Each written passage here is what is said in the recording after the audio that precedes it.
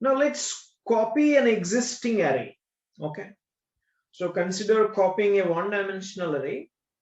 I'll take A as an array, which is one-dimensional array.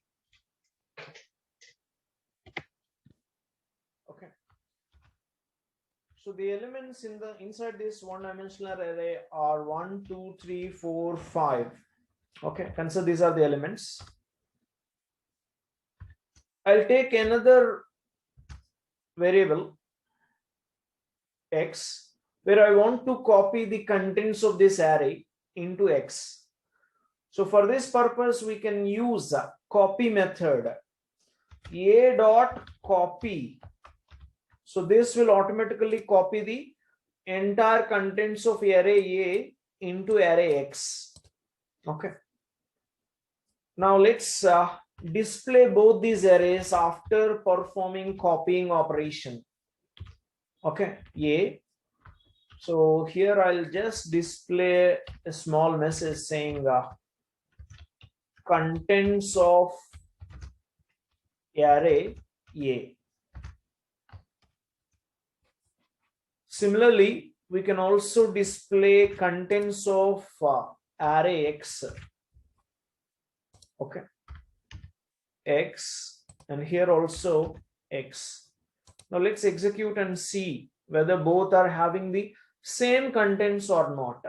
Yes, both these arrays have got the same content, because after performing copying operation, both the contents are same. Suppose if I modify the contents of array A here, then the updated contents won't be reflected in the array X. Yes or no? Why? Because first I'm copying this content into array X. Now I'm trying to modify the original array A. Okay. So let us suppose A of 0 is equal to 100. Instead of 1, I'll write 100. So if you run now, you can see array A content is modified as 100, 2, 3, 4, 5. Okay. So, but you can see array X content is unmodified. Clear? You can see here clearly 100, 2, 3, 4, 5. This is the content in array A, and the content inside array X is unmodified, which is 1, 2, 3, 4, 5. So in order to access the updated content, we have to make use of another copy operation here. Okay. And if you want, you can actually comment out this line, because after performing update operation on the array, we are copying. So the updated content will be copied into the new array called X.